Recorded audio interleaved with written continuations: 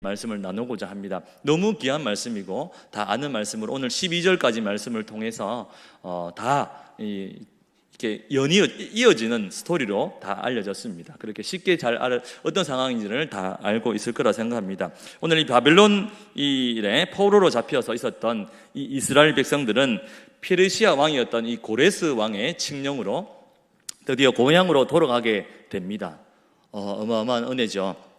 근데 먼저 1차 기한을 이 스룹바벨을 통해서 기한하게 되고 60년 후에 에스라를 통해서 2차 기한을 하게 됩니다. 아닥사스다 왕의 명령으로 2차 기한을 하고, 그리고 이 아닥사스다 왕의 이 술 맡은 관원장이었던 오늘 이 느헤미야가 큰 은혜를 받습니다. 왜냐하니까 그 예루살렘이 회파되고 불이 탔다는 거, 그리고 성벽이 회파되었다는 이 소식을 듣고 금식을 하고 기도를 하게 됩니다. 그때 아닥사스다 왕을 통해서 예루살렘을 성벽을 재건할 수 있는 큰 은혜를 입고 그렇게 허락을 받게 됩니다.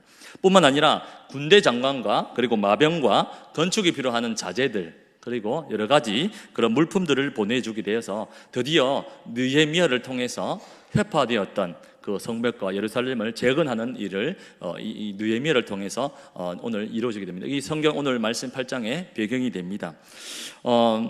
성벽을 재건하는 일, 그러니까 이 외형적인 일에는 이 느헤미야가 쓰임 받게 됩니다. 그것도 52일 만에 문짝을 다 달아버립니다. 얼마나 열심히 방해하는 일들이 있었습니다. 방해하는 일을 통해서 이 52일 만에 한 손에는 이 삽을 들고 한 손에는 이 칼을 들고, 그래서 52일 만에 다 해치워버렸습니다. 여러분, 52일 만에 이 모든 성벽을 다 재건하고 했는데 영적인 허기가, 뭔가 모르는 허탈감과 허기가 이 백성들한테 일어나게 되었다는 겁니다. 그게 무엇일까? 뭔가 모르는 외형적인 것은 다 갖추었는데 뭔가 모르는 영적인 허탈감, 허기가 이 이스라엘 백성들에게 오늘 찾아오게 되었다는 것입니다. 우리 8장 1절 말씀 다 같이 한 번 더 읽겠습니다. 이스라엘 자손이 자기들의 성읍에 거주하였더니 7째 달에 이스라엘 모든 백성이 일제히 수문 앞 광장에 모여 학사 에스라에게 여호와께서 이스라엘에게 명령하신 모세의 율법책을 가져오기를 전하매. 아멘. 이 공허함과 영적인 이 목마름을 가지고 백성들은 이 워터게이트 수문 앞 광장 앞에 모여가지고 일제히 학사 에스라, 우리처럼 학사 석사 이게 아니고 이 선지자였던 이 선교자였던 이 에스라를 통해서 요청을 합니다. 어떤 요청이었냐면 제발 하나님 말씀을 통해 우리 좀 은혜 받게 해주시오. 정말 간절하게 영적인 목마름을 좀 하나님 말씀으로 채워주십시오. 이들의 영적인 갈급함이 느껴지지 않습니까? 제가 이거를 드라마 성경을 통해서 듣고 쉬운 성경, 각가지 성경을 통해서 들었는데 그냥 좀 읽어주세요 이게 아니고 간절하게 요청하고 있는 그 모습이 이렇게 상상이 되었습니다. 그리고 학사 이스라엘을 통해 다른 것을 부탁한 것이 아니라 바로 하나님의 말씀을 지금 요청하고 있었습니다. 그래서 다 같이 모여서 예배를 드리는 모습이 오늘 이 2장 2절부터 4절까지 말씀 우리 다 같이 한번 읽겠습니다. 7째 달 초하루에 제사장 에스라가 율법책을 가지고 회중 앞 곧 남자나 여자나 알아들을 만한 모든 사람 앞에 이르러 수문 앞 광장에서 새벽부터 정오까지 남자나 여자나 알아들을 만한 모든 사람 앞에서 읽음에 뭇백성이 이 율법책에 귀를 기울였는데 그때에 학사 에스라가 특별히 지은 나무 강단에 서고 그의 곁 오른쪽에 선자는 마띠다와 스마와 아나야와 우리야와 힐기야와 마아세아요, 그 왼쪽에 선자는 부다야와 미사엘과 말기야와 하순과 하스바타와 스가레와 무술람이라. 아멘. 드디어 이 하나님 말씀을 통해서 예배를 온 이 사람이 어떤 사람이었냐면 남자나 여자나 알아들을 만한, 이 어린아이일지라도 이 말을 알아들을 만한 모든 사람들이 다 함께 성에 모였다. 라고 지금 이 배경을 지금 설명하고 있습니다. 그리고 언제부터 모였냐면 이 새벽부터 정오까지 약 6시간 동안 하나님의 말씀이 낭독되기 시작합니다. 그토록 간절히 바랬던 하나님의 말씀, 그들의 영적 허기가 이제 하나님 말씀으로 낭독되어지기 시작합니다. 그럴 때 이 에스라는 자기가 특별히 만들었던 나무 강단이라고 있습니다. 이 나무로 만든 강단을, 이 강대상을 만들고 거기에 서서 하나님의 말씀을 펼 때 이 백성들이 일제히 쫙 일어섰습니다. 그 갈급해서 얼마나 목말라하는 그들이 동시에 일어서면서 하나님을 경외할 때 다 같이 아멘, 아멘. 그게 아멘, 그냥 아멘 하면 말고 이게 정도가 아니라 정말 간절하게 아멘, 아멘. 그 말씀을 하나라도 놓칠세라 아멘, 아멘 하면서 땅에 엎드려서, 그때는 두 팔을 벌리고 땅에 엎드려서 하나님을 경배하는 모습이 우리 5절과 6절 말씀입니다. 지금 수문학 광장에 모여서 하나님 말씀에 목말라하는 이들의 모습이 지금 상상되어지시는지요? 그동안 포로 생활로 하나님 앞에 영적인 목마름으로 정말 이 땅에서 나라를 빼앗기고 포로 생활하면서 정말 하나님 앞에 갈급해했던 그들의 모습 가운데 하나님 말씀이 들려질 때 그들이 하나님 앞에 처음으로 경외하면서 그 목마름을 채워가면서 아멘 아멘 하는 그 모습이 혹시 이 카메라로 담으면 어떤 모습인지를 오늘 성경의 카메라로 하나하나 비추고 있는 모습들을 우리가 성경 말씀을 통해 볼 수가 있습니다. 이것이 하나님 말씀이 전해질 때 하나님의 백성들의 반응이었습니다. 그리고 8절 말씀에 하나님의 말씀을 드디어 깨닫게 해준다. 이것은 그냥 낭독만 한 것이 아니라 오늘 우리가 4절 말씀에 양쪽 이 6시간 동안 서가 있었어요. 앉아 있을 수도 아니고 이분들이 다 서가지고 이 말씀이 깨닫도록 이렇게 주의하고 해석을 했다는 것입니다. 다 같이 우리 5절과 6절 말씀 다 같이 한번 읽겠습니다. 에스라가 모든 백성 위에 서서 그들 목전에 책을 펴니 책을 펼 때 모든 백성이 일어서니라. 에스라가 위대하신 하나님 여호와를 송축하며 모든 백성이 손을 들고 아멘 아멘 하고 응답하고 몸을 굽혀 얼굴을 땅에 대고 여호와께 경배하니라. 아멘. 그리고 7절 말씀과 8절 말씀에는 특히 하나님 말씀을 낭독하고 그의 해석하는 장면들이 나옵니다. 그러니까 하나님 말씀이 그냥 통째로 읽혀진 것이 아니라 그냥 기도하면 됩니다, 말씀 읽으세요, 이게 아니라 하나님 말씀을 뜻을 해석하고 하나님 하나하나 뜻을 다 해석해주고 그리고 문맥과 역사적인 그런 고려함과 그리고 어원의 출처를 기반해서 하나님의 말씀들이 지도자들이 이 말씀을 봉독하면 양쪽에서 해석을 쫙 해줍니다. 어찌어찌해서 이 말씀이 이렇게 되었다는 것을 해석을 해 주었다는 것입니다. 그걸 할 때 백성들의 일어났던 반응이 있습니다. 그 반응이 9절 말씀입니다. 우리 9절 말씀 다 같이 한번 읽었으면 좋겠습니다. 시작. 백성이 율법의 말씀을 듣고 다 우는지라. 총독 느헤미야와 제사장 겸 학사 에스라와 백성을 가르치는 레위 사람들이 모든 백성에게 이르기를 오늘은 너희 하나님 여호와의 성인이니 슬퍼하지 말며 울지 말라 하고. 아멘. 그들은 왜 이렇게 자신들이 영적으로 무너졌는가? 그리고 이 말씀을 통해서 그들이 왜 내가 이렇게 무너졌고 우리나라 민족이 왜 이렇게 하나님과 멀어졌는지를 드디어 확인하게 됩니다. 그것이 바로 하나님을 예배하는 것이 소홀해지면서 문제가 일어났다는 것을 그들은 확인하게 되었다는 겁니다.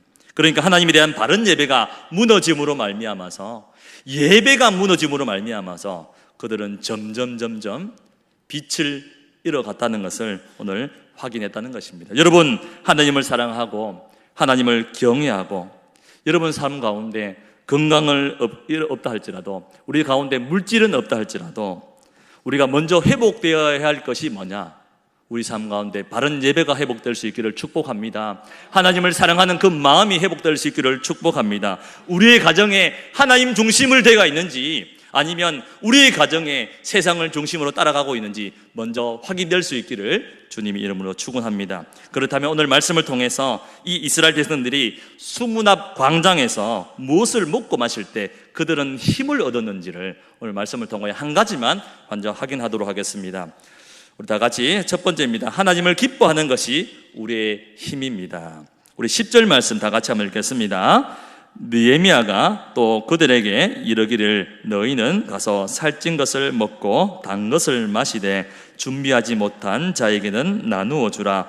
이날은 우리 주의 성일이니 근심하지 말라. 여호와로 인하여 기뻐하는 것이 너희의 힘이니라 하고. 아멘. 여러분, 유다 나라라는 것은 아주 작은 나라였습니다. 작고 보잘것없는, 하나님의 도우심 없이는 살아갈 수 없는, 그런데 이 나라가요, 아무도 건들 수 없는 나라가 된 것은 자신들이 힘이 있어서가 아니라 하나님이 이 유대를 사랑하시고 이스라엘 백성을 사랑했기 때문에 그들은 어떤 강독이 와도 끄떡없는 그런 나라였는데, 왜 이렇게 이스라엘 백성들이 포로로 잡혀가고 망한 나라가 되었는가?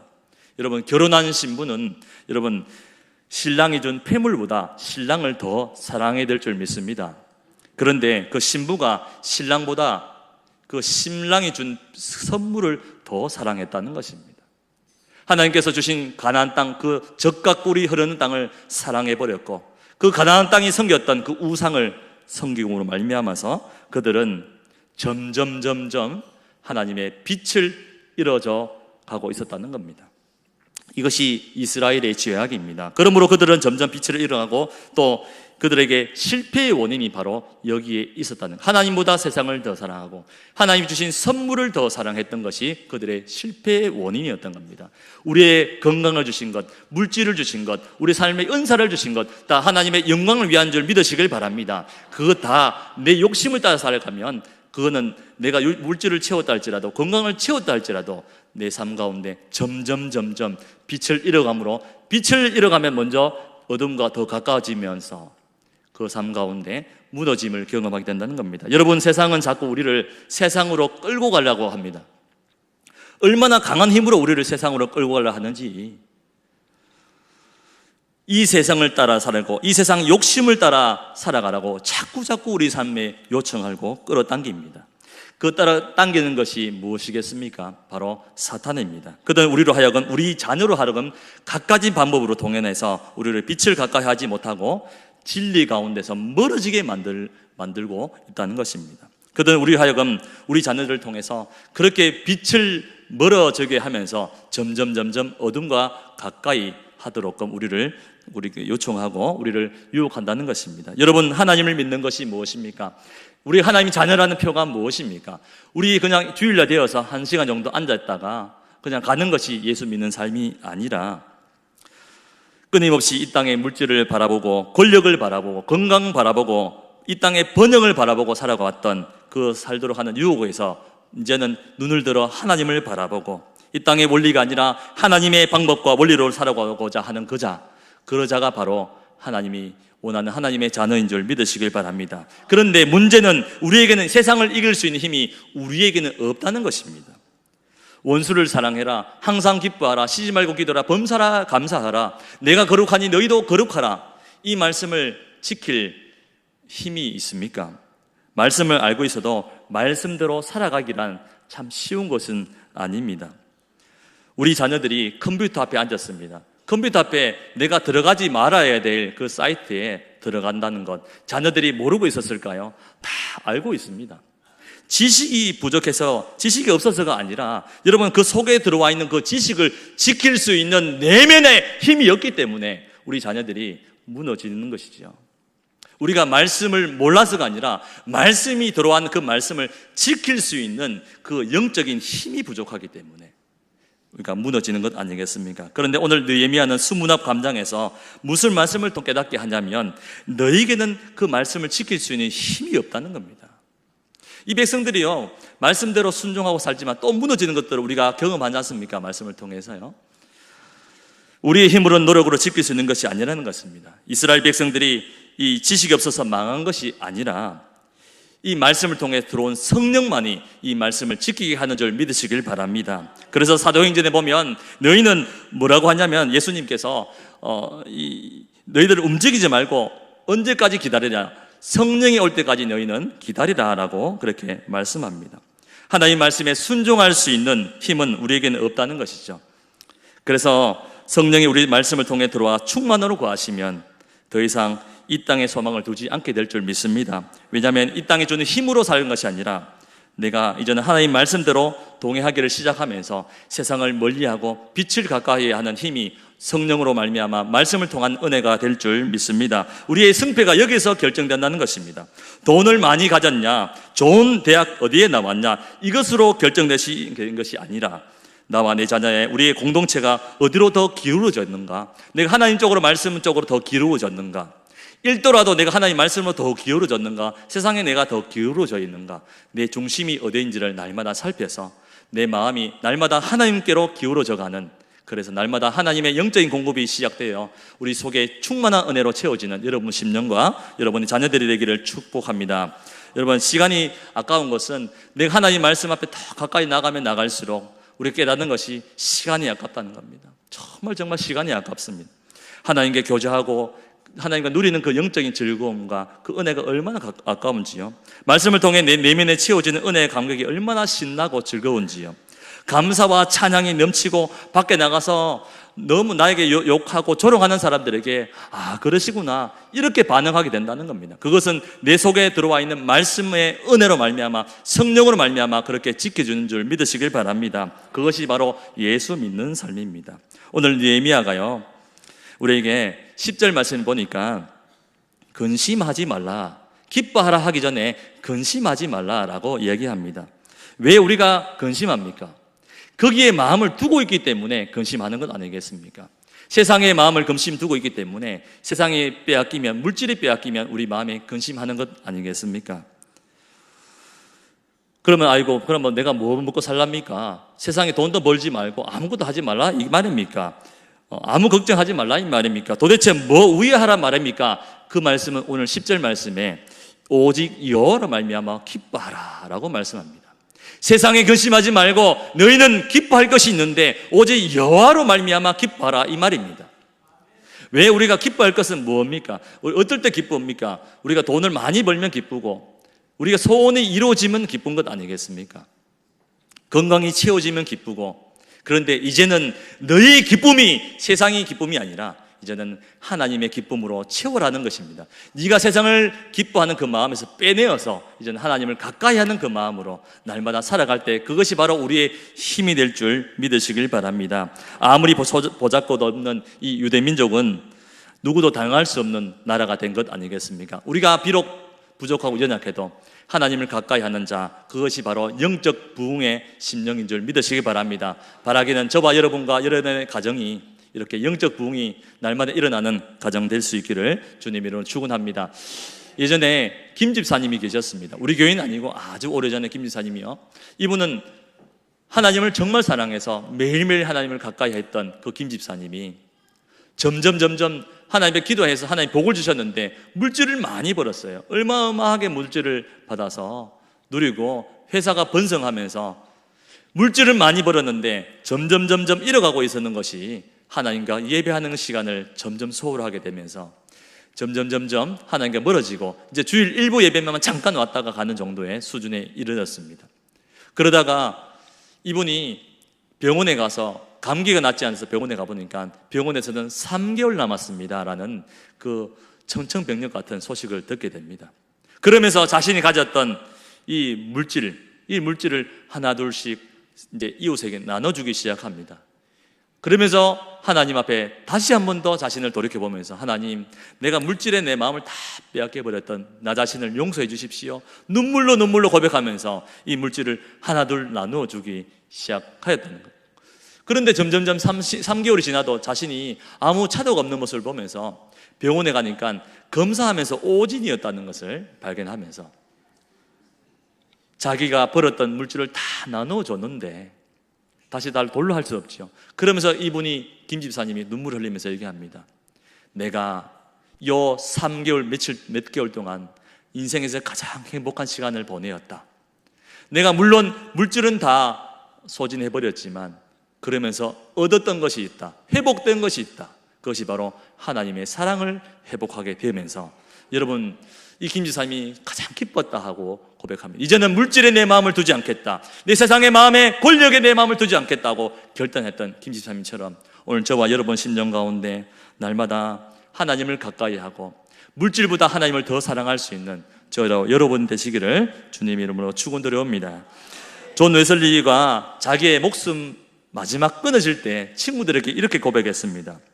안녕, 잘 있게.